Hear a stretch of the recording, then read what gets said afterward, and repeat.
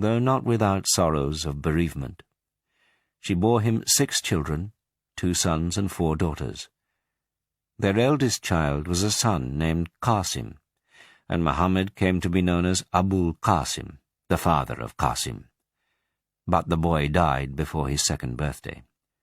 The next child was a daughter, whom they named Zainab, and she was followed by 3 other daughters, Ruqayya, Kulthum, and Fatima, and finally by another short-lived son. On the day of his marriage, Muhammad set free Barakah, the faithful slave he had inherited from his father, and on the same day Khadijah made him a gift of one of her own slaves, a youth of 15 named Zayd. As to Barakah, they married her to a man of Yathrib, to whom she bore a son, after whom she came to be known as Ayman, the mother of Ayman. As to Zayd, several months later he was sought out to be ransomed by his father and uncle, who offered Muhammad as high a price as he might ask. "Let him choose," said Muhammad, "and if he choose you, he is yours without ransom. And if he choose me, I am not the man to set any other above him who chooseth me." Then he called Zayd, and asked him if he knew the 2 men. "This is my father," said the youth, "and this is mine uncle." "Me thou knowest," said Muhammad, "and thou hast seen my companionship unto thee. So choose thou between me and them." But Zayd's choice was already made, and he said at once, "I would not choose any man in preference to thee. Thou art unto me as my father and my mother." "Out upon thee, O Zayd!" exclaimed the men of Kalb. "Wilt thou choose slavery above freedom, and above thy father and thine uncle and thy family?" "It is even so," said Zayd, "for I have seen from this man such things that I could never choose another above him." All further talk was cut short by Muhammad, who now bade them come with him to the Kaaba. And, standing in the Hijr, he said in a loud voice, "All ye who are present, bear witness that Zayd is my son. I am his heir, and he is mine." The father and the uncle had thus to return with their purpose unachieved. But when they saw that Zayd was free and established in honor with what promised to be a high standing amongst the people of the sanctuary, such as might benefit his brothers and other kinsmen in years to come, they were reconciled and went their way without bitterness. From that day, the new Hashemite was known in Mecca as Zayd ibn Muhammad. Among the most frequent visitors to the house was Safiya, now Khadijah's sister-in-law, the youngest of Muhammad's aunts, younger even than himself. And with her she would bring her little son Zubair, whom she had named after her elder brother.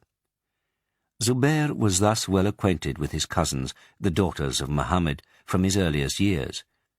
With Safiya came also her faithful retainer, Salma, who had delivered Khadijah of all her children, and who considered herself to be one of the household.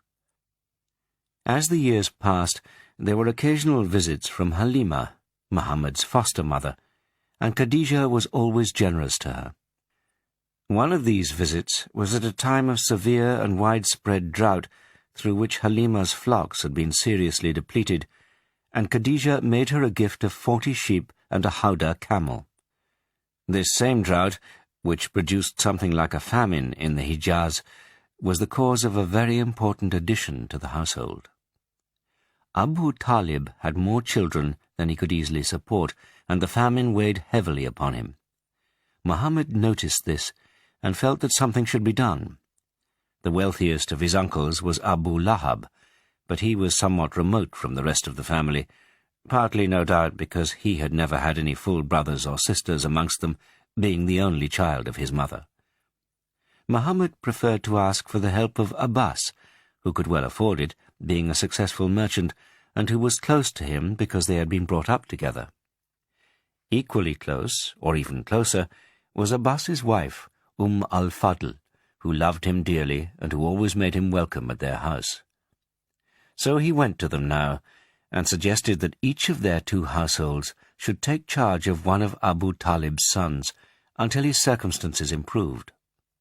They readily agreed, And the two men went to Abu Talib, who said when he heard their proposal, "Do what ye will, but leave me my eldest, Aqil and Talib."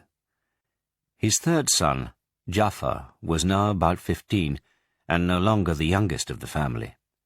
His mother, Fatima, had borne yet another son to Abu Talib, some 10 years younger, and they had named him Ali. Abbas said he would take charge of Jafar, whereupon Muhammad agreed to do the same for Ali. It was about this time that Khadijah had borne her last child, a son named Abdullah, but the babe had died at an even earlier age than Qasim.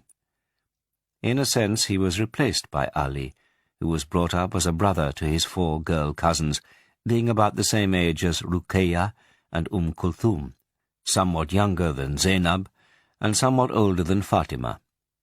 These 5, together with Zayd, formed the immediate family of Muhammad and Khadijah.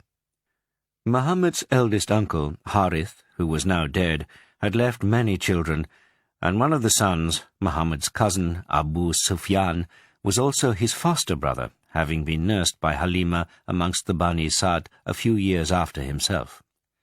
People would say that Abu Sufyan was one of those who bore the closest family likeness to Muhammad, and amongst the characteristics they had in common was eloquence.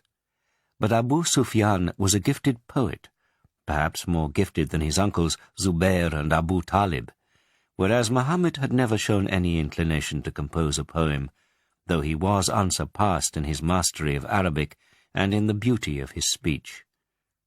The hopes of Hashim and Muttalib, the 2 clans counted politically as one, were set upon Muhammad for the recovery of their waning influence. But beyond all question of clan, he had come to be considered by the chiefs of Quraysh as one of the most capable men of the generation which would succeed them, and which would have, after them, the task of maintaining the honor and the power of the tribe throughout Arabia. It was about this time that Ayman became once more a member of the household. It is not recorded whether she returned as a widow, or whether her husband had divorced her. But she had no doubt that her place was there, and for his part, Muhammad would sometimes address her as mother, and would say of her to others, "She is all that is left me of the people of my house."